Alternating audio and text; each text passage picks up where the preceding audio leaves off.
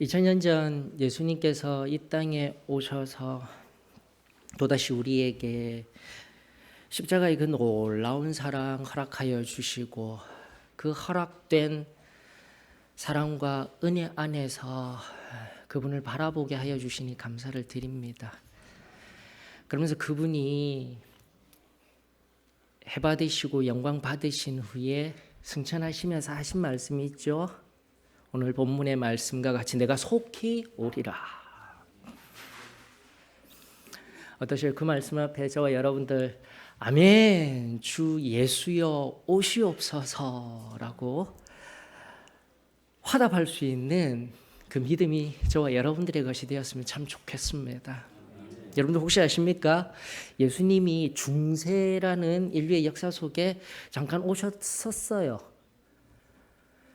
그런데 그 당시 중세 교회에 이단 심판관이라는 사람이 있었는데 오신 메시아이신 그분을 잡아다가요. 당신 메시아 맞소? 하고 물어봤더래요. 아니, 근데 그게 중요한 것이 아니라 왜 하필 지금 오셨소? 라고 물었다는 겁니다. 이 말의 의미는 왜 이제서야 왔냐라는 의미가 아니라 나 잘 먹고 잘 지내고 편안한 이때에 왜 오셨습니까? 왜 오셨습니까? 도스토옙스키 발음하기도 힘드네요. 도스토옙스키의 카라마조프 형제들이라는 소설 속 안에 한 이야기에 나오는 이야기입니다.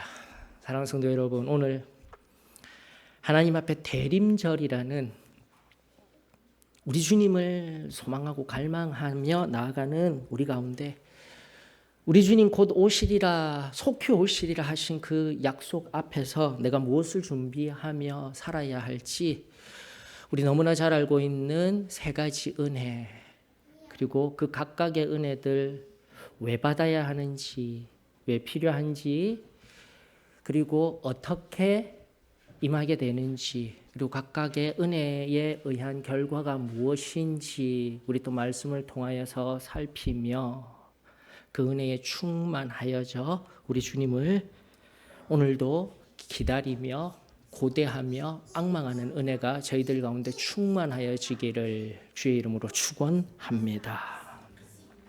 먼저 첫 번째로 대림절, 우리 주님을 기다리면서 첫 번째로 필요한 은혜는 구원받아야 합니다. 에베소서 2장 8절에 보게 되면은 여러분들 이러한 말씀이 있습니다. 왜 필요합니까? 이 구원이 왜 필요합니까? 너희는 그 은혜에 의하여 믿음으로 말미암아 구원을 받았으니 이것은 너희에게서 난 것이 아니요 하나님의 선물이라.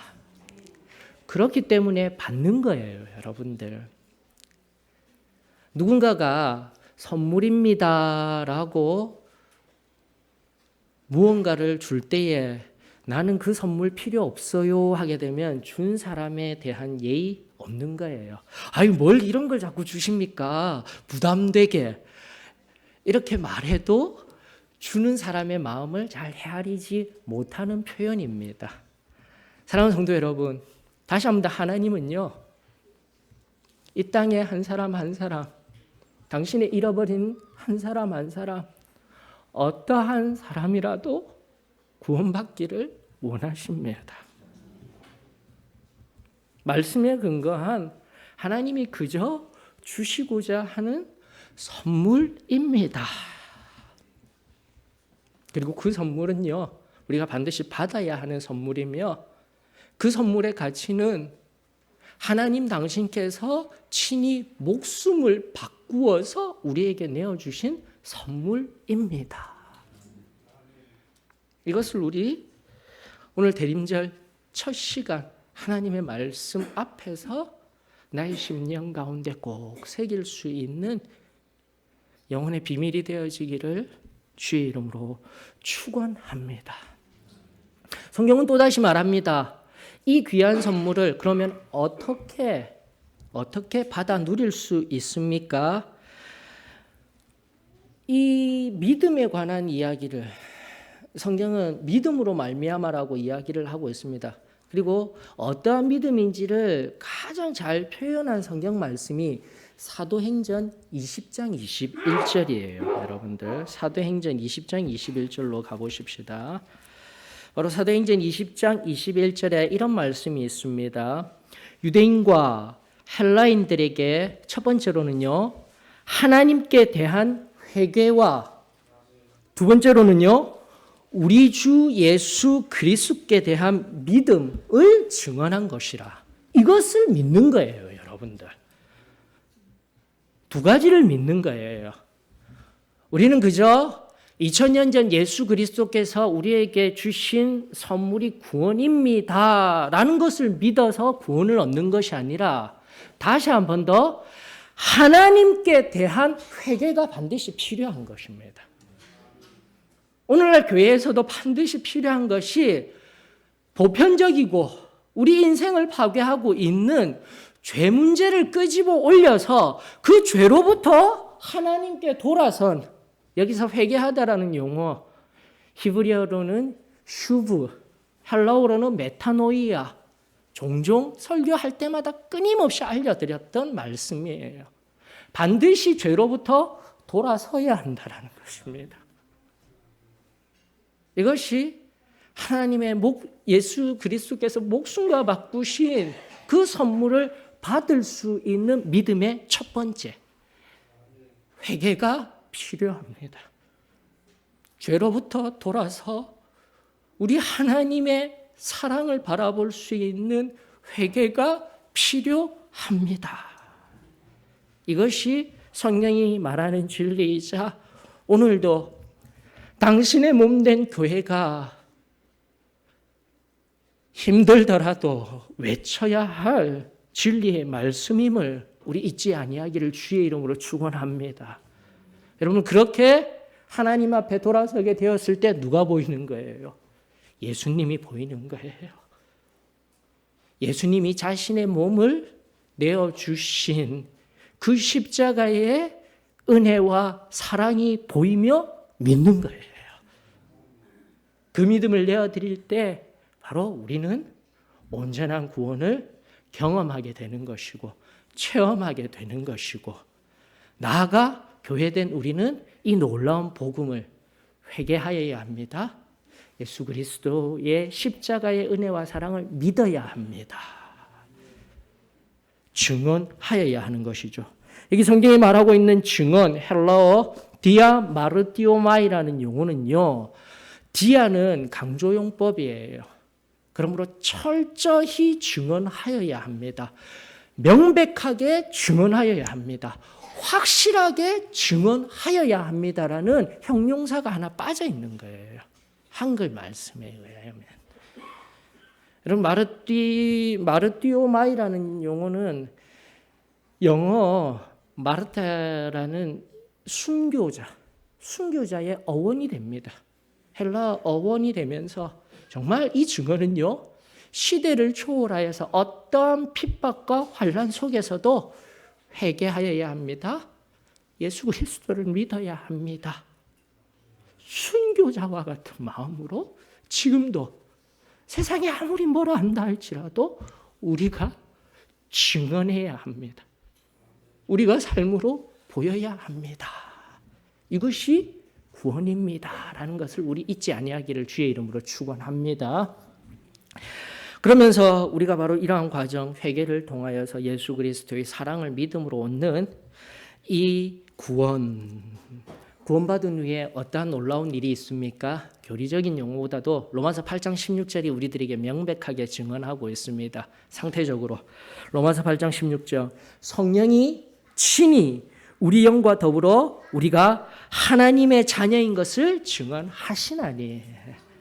여러분, 구원의 확신은요, 다른 확신이 아닙니다. 내 머리로서 확신 아니에요.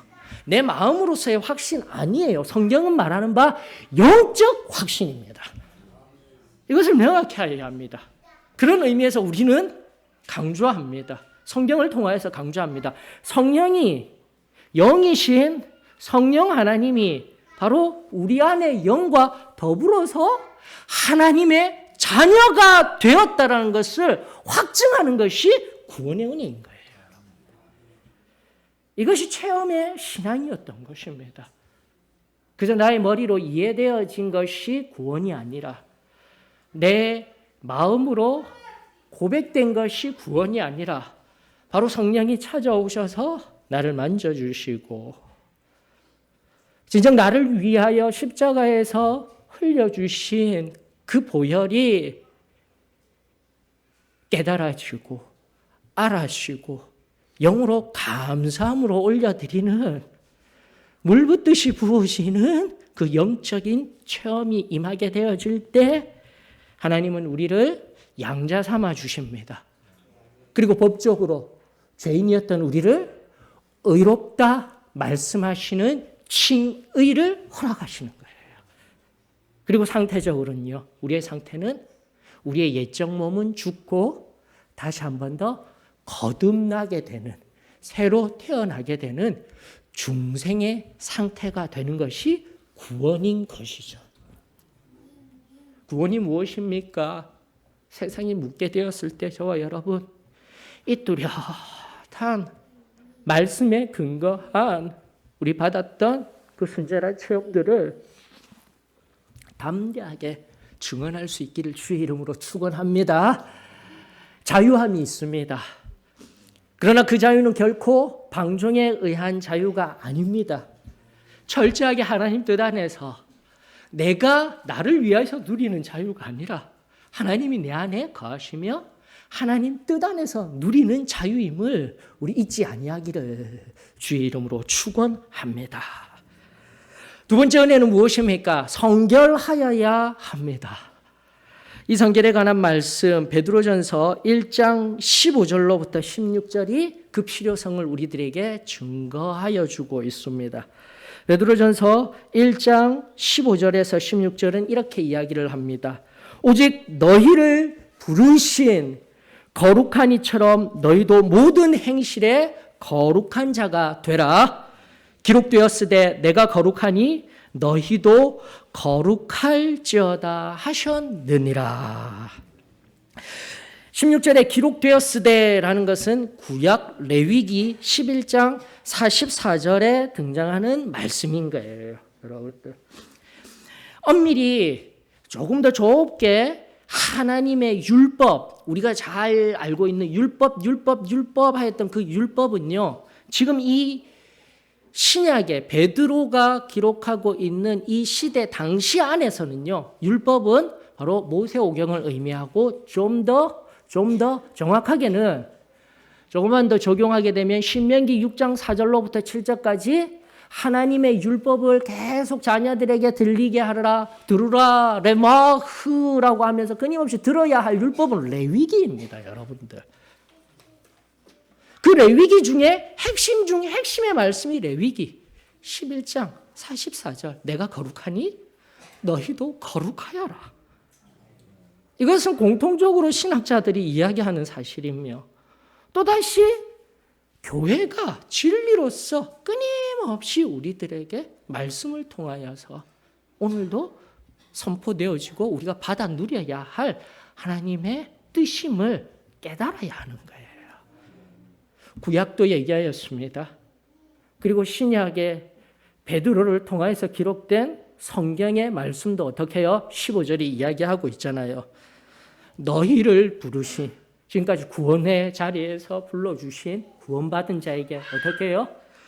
거룩한 이 곧 하나님처럼 너희도 모든 행실에 거룩한 자가 되라.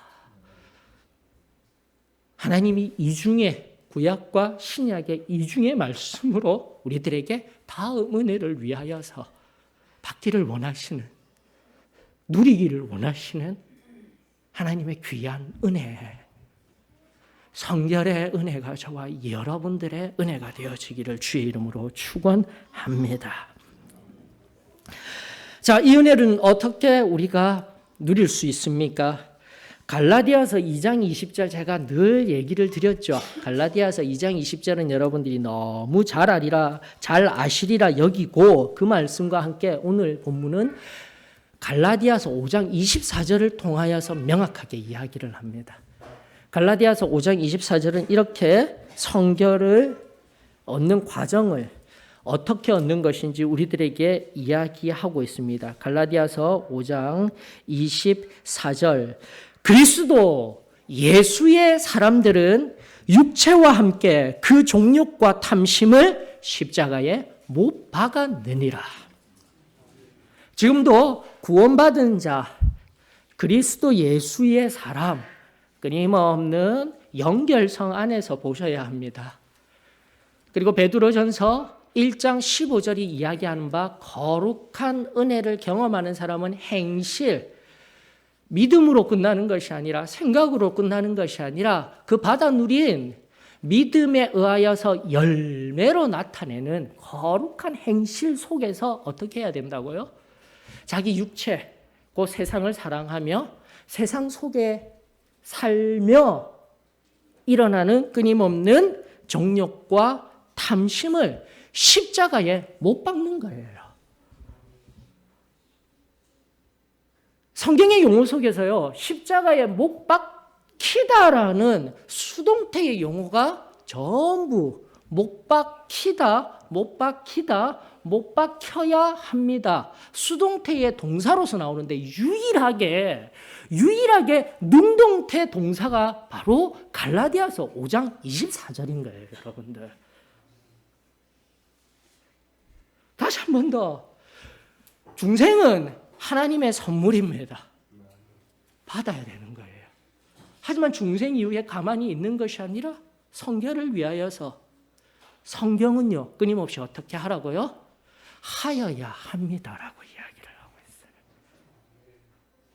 지금도 이 육체, 세상 속에 있었던 정욕과 탐심의 문제, 이것을 좀 더 원어적으로 살펴보게 되면은 정욕은 강한 애착인 거예요. 즉 육체의 강한 애착, 세상적으로 원하는, 내가 편안하기를 원하는 내 강한 애착과 함께 올라오는 탐심이라고 번역되었지만 성경의 원어는요, 그 강한 애착 속에서 끊임없이 더 가지려고 하는 삶 속에서의 얻어지는 고난을 의미하는 것이 원어적인 의미인 거예요, 여러분들. 강한 애착, 세상을 끊임없이 뭔가를 더 가지고자 지금도 노력하며 어쩌면 하나님의 눈앞에 하나님의 그 마음을 근심하게 하며 아프게 하며 내가 하나님 앞에 나 자신을 고난 가운데로 밀어놓고 있는 그 모든 것들, 사랑하는 성도 여러분, 십자가에 못 박기를 주의 이름으로 축원합니다. 이것은 못 박히는 게 아니에요. 반드시 내가 분투해야 되는 거예요. 내가 지금도 싸우지 아니하면 어느 순간 나도 모르게 성령에 의한 생각, 성령에 의한 나의 삶이 아니라 나도 모르는 사이에 사탄에 의한 생각, 사탄으로 말미암은 그 거짓의 아비에 의한 내 삶의 모습들, 내 삶의 애착들 있을 수 있어요. 다시 한번 십자가 앞에 정직한 영을 주시옵소서, 겸손한 마음을 주시옵소서. 하나님의 말씀 앞에 내가 두 손 두 발을 들며 구원받은 뒤에 내 안에 쓴뿌리가 해결되지 못하면서 매 순간 나로 죄 가운데로 유혹하고 있는 이 모든 세상적 정욕과 탐심을 우리 십자가에 못 박음으로써, 우리의 교리적 용어로서는 우리의 원죄까지도 뿌리채 뽑히워지고 그 피로 맑게 씻기워지고 성령의 불로 모든 것이 화하여지는, 정화되어지는 그 놀라운 정결함의 은혜가, 성결함의 은혜가 저와 여러분들에게 임하여지기를 주의 이름으로 축원합니다. 이러한 것들이 필요하다라고 신학적으로도 이야기를 합니다. 신학 안에서 케노시스라고 이야기를 합니다. 여기 이 빌립보서 2장 6, 7절 우리 예수 그리스도가 어떠한 일을 행하셨는지 아주 잘 나타내어 주시는 말씀이시죠. 빌립보서 2장 5절로부터 11절까지 여러분들이 보시면서 또다시 복음에 놀라운 진수가 녹아져 있는 말씀 중에 특별히 7절에 보게 되면 빌립보서 2장 7절 오히려 자기를 비워라고 할 때 여기 비우다라는 헬라어가 케노오라는 헬라어예요. 그 케노가 바로 자신을 비워낸다라는 의미입니다. 자기 자신을 또 다른 성경적인 용어로 십자가에 못 박으신 거죠. 근데 어떠신 분이요? 2장 6절이 이야기를 하네요. 근본 하나님의 본체이셨던 분이, 하나님과 동등하셨던 분이 그저 죄로부터 법정에서 너 죄인이야로 끝나는 것이 아니라, 그러면서 천국으로 승천하셨던 것이 아니라 십자가에 달려 죽기까지 이루시고자 하셨던 성결의 비밀이 여기 있는 거예요, 여러분들. 다시 한번 내가 십자가에서 죽어야 할 이유가 너무나 명백해지는 거예요. 십자가에 못 박는다라는 의미는 나 자신을 철저하게 비워내게 될 때, 나의 욕구가 아닌 오직 하나님의 뜻을 위하여서 헌신하겠습니다, 하나님 뜻대로 살겠습니다 하였을 때 임하는 것이 완전 성화의 진정한 의미이자 완전 성화를 경험할 수 있는 유일한 방법입니다. 사랑하는 성도 여러분, 어떻습니까? 지금도 내 안의 소욕으로, 내 안의 생각으로 아직도 십자가에서 달려 한편의 강도와 같이 십자가에 달린 상황에서도 예수 그리스도를 저주하며 폐악스럽게 욕지거리하며 어쩌면 누군가에게 불평하며 또다시 교회를 향하여서 불순종하는 자리에 있더라면 그것이 어디로부터 온 것인지를 우리 깊이 깨달아 진정한 자기 비움을 보여주신 십자가와 온전히 하나가 될 수 있는 진정한 십자가에 못 박히는 그 은혜가, 그 성결이 저와 여러분들의 것이 되어지기를 주의 이름으로 축원합니다.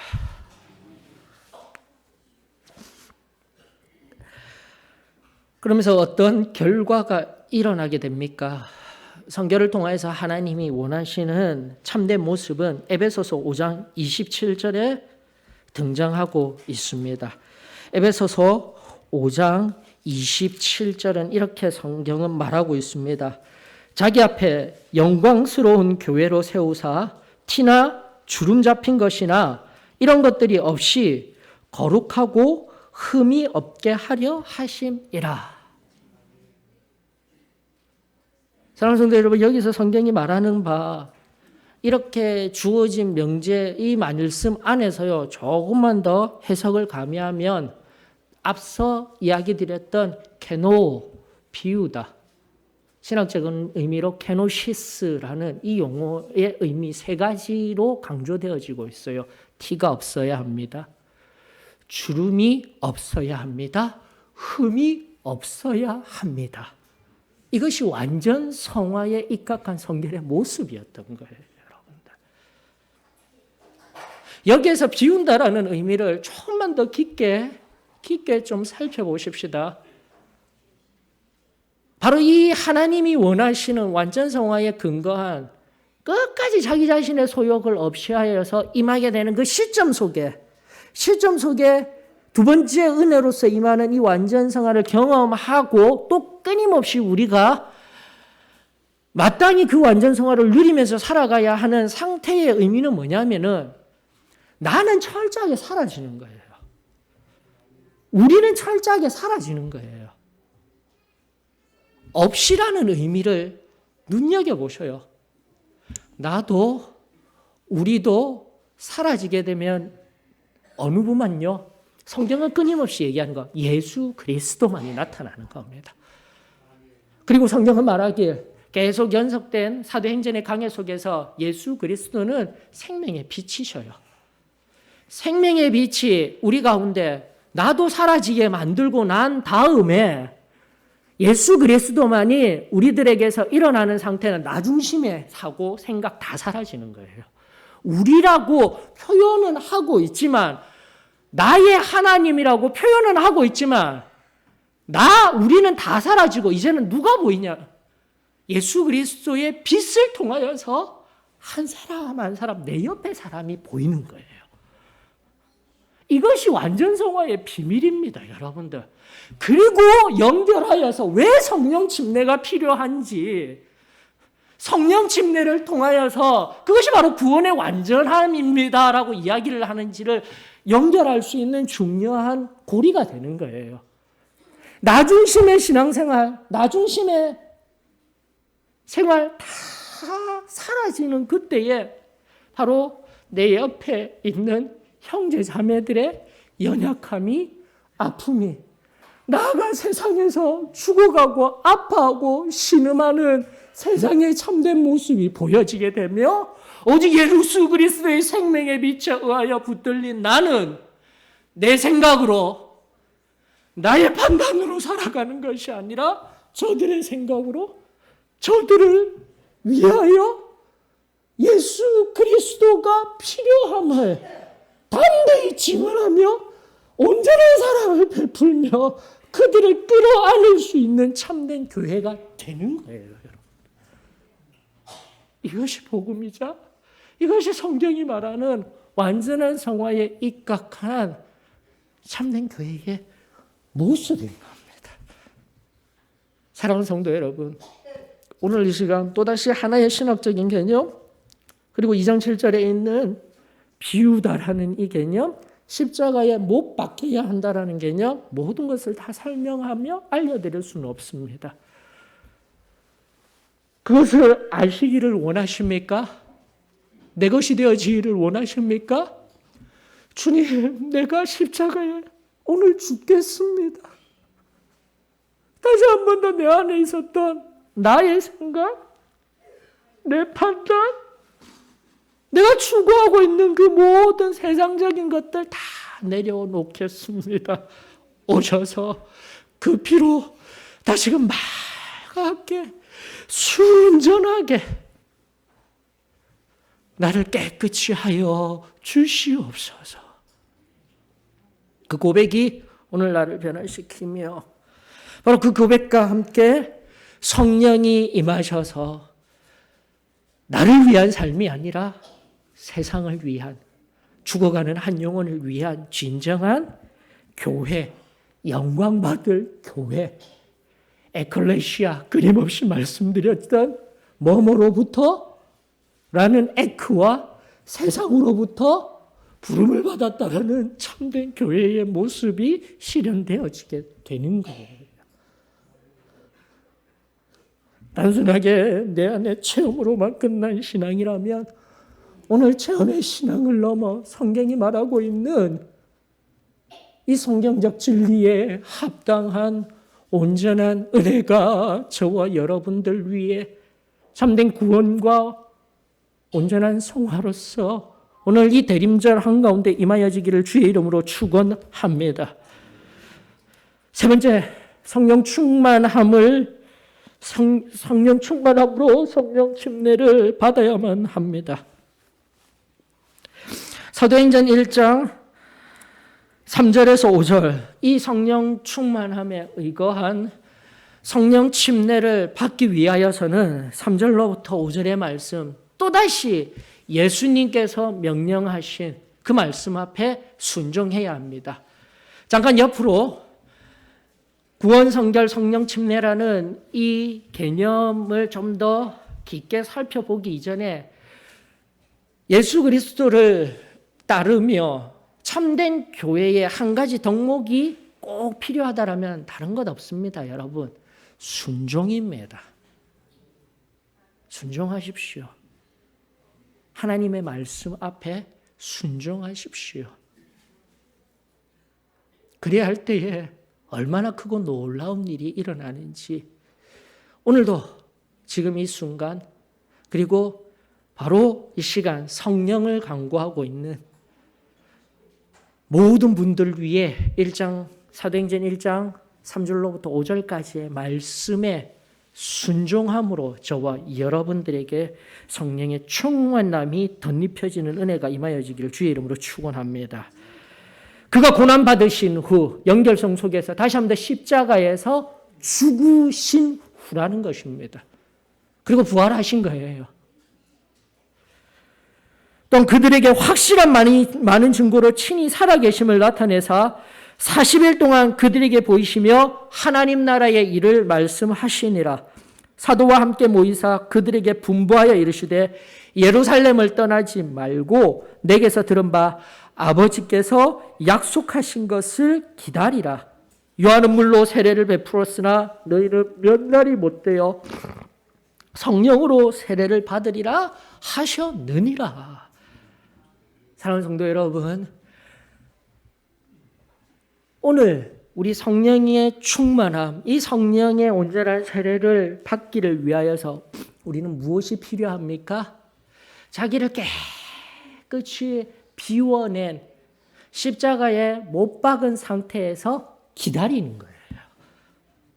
이것이 바로 성령 침례, 나아가 끊임없는 성령 충만의 성경적인 진정한 의미인 것입니다. 내 안에 찢겨와 같이 무언가가, 그 무언가라는 것은 우리의 앞선 교리적인 용어로는 성령을 근심하게 하는 그 무언가가 있으면 성령은 결코 우리들 가운데 충만하게 임하실 수가 없습니다, 여러분들. 다시 한번 더 깨끗하게 비워진 그 온전한 상태 안에서 기다림의 기도를 하는 거예요.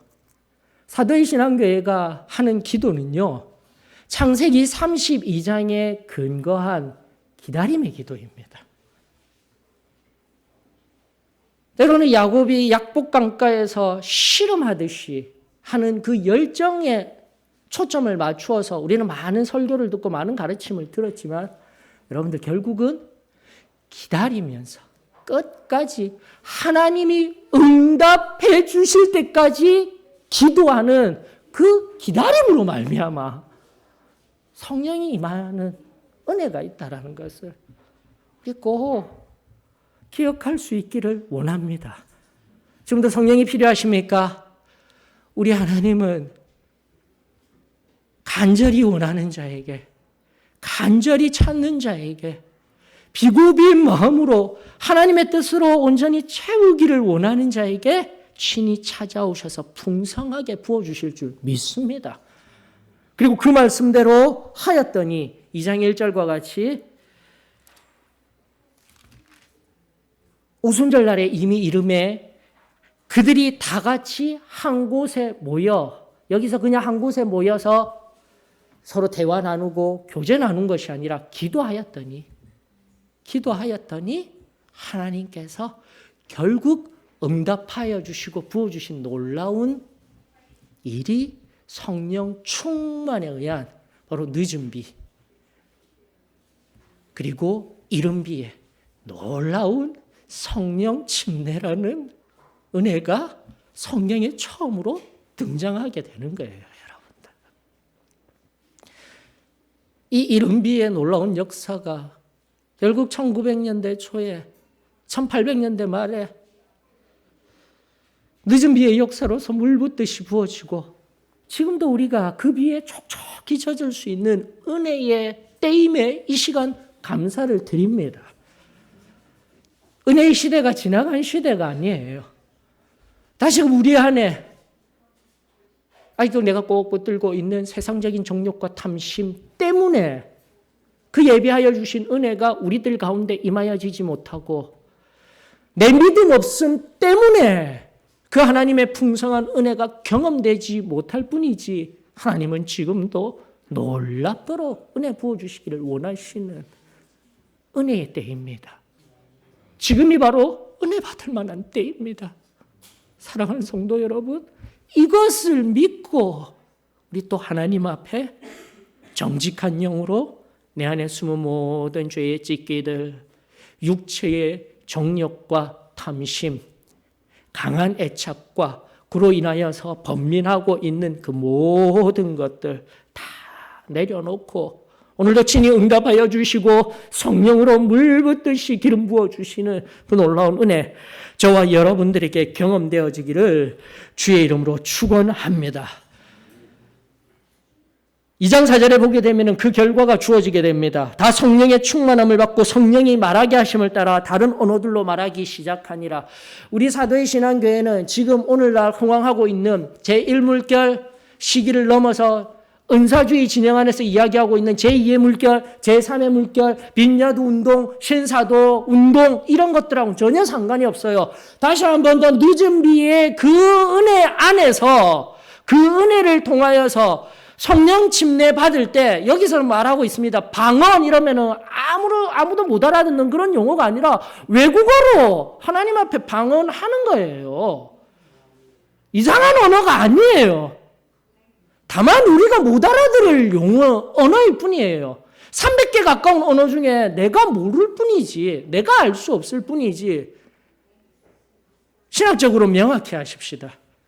제일 처음 성령 침례 받을 때 방언, 오늘날에는 이런 은사주의 운동 안에서 혀가 꼬부라지며 하늘의 언어라고 말하는 그런 언어가 아니라 명확히 하십시다. 외국어. 이것을 잊지 마셔야 합니다.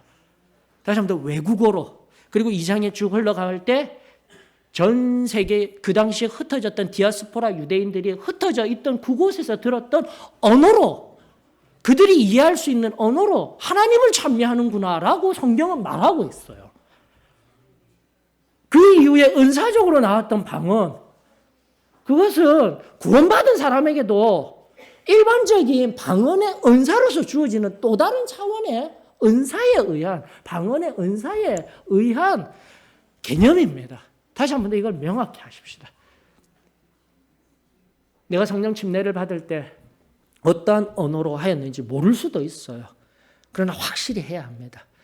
반드시 알 수 있는 것은 무엇입니까? 사도행전 13장에서 이야기를 하고 있습니다. 사도행전 13장 52절에 그렇게 받아 누렸던 한 표지는 외국어로 방언합니다. 그리고 난 뒤에 13장 52절 제자들은 기쁨과 성령이 충만합니다. 다시 한 번 더 그 성령에 의한 충만은요, 기쁨입니다. 다른 건 아니에요. 내 심령 가운데 언어를 하고 있다고 막 이상한 방언의 언어를 한다라는 현상에 주목하여서 내가 이렇게 하고 있어가 중요한 것이 아니라 성령의 충만함이 임하며 성령의 처음 침례를 받을 때 주체할 수 없는 그 기쁨이 흘러 넘치는 것이 성령 침례인 거예요, 여러분들. 이것이 회복되어져야 합니다. 그리고 그 기쁨이 날마다 충만함으로 우리들 가운데 흘러 넘치는 상태가 곧 승리하는 삶의 한 모습이었던 거예요. 말씀의 마무리를 하도록 하십시다. 여러분들 이렇듯 구원, 성결, 성령 침례 희미하여진, 경험적으로도 희미하여졌으며 말씀에 입각하여져 인식적으로도 의미적으로도 희미해져 가는 우리의 이 신앙 앞에 오늘 하나님의 말씀들 하나하나 내 심령에 새기며 순종함으로 이 은혜가 새로워질 수 있기를 원합니다. 1973년 이 복음을 처음 한국에 전하여 주셨던 바레트 선교사님이 미국에 들어가셨잖아요. 우리 어머니 아버지들 다 알고 계시잖아요. 그랬을 때 그분 떠나가신다고 그분이 없는 그 마음으로 3일 밤낮을 우셨다 하시더라고요. 그 사랑, 이제는 그 눈물 어린 말씀 볼 수 없다라는 그 갈망 속에서 울며 이제 홀로 서야 되고 독립해야 하며 나아가야 하는 그 상태 속에서 울며 부르짖었을 때 그때 여러분들 65명의 사람들이 성령 침례 받았다라는 것이 실제로 기술된 우리의 역사인 겁니다. 무엇이 지금 필요합니까? 오늘 대림절 절기를 맞이하여서 바레트 선교사님을 통하여서 주셨던 그 은혜가 확실하였기에 바레트 선교사님을 원했던 것이 아니라 바레트 선교사님을 통해 주었던 그 은혜에 대한 갈망이 필요한 거예요. 지금도 오늘 말씀을 통하여서 약속하여 주신 이 말씀들에 대한 갈망이 우리들 가운데 임하여 기다리는 기도로서 하나님의 은혜를 사모할 때에 이 놀라운 은혜가 오늘 이 대림절 한절기 위에 그렇게 하나님을 갈망하며 예수 그리스도를 갈망하며 기도할 때에 놀라운 은혜로 채워지게 되어질 줄 저는 믿습니다. 오늘의 이 말씀 앞에 어떠한 흠도 어떠한 티도 주름 없이 있는 그대로 내게 받아들여. 하나님, 또다시 내 안에 이 순전한 은혜들이 필요합니다. 오늘 이 시간 비고빈 내 심령 위에 성령의 충만함으로 채워 주시옵소서. 아멘. 주 예수여 오시옵소서. 오늘 말고 내일 오시면 안 될까요? 10년 뒤에 오시면 안 될까요?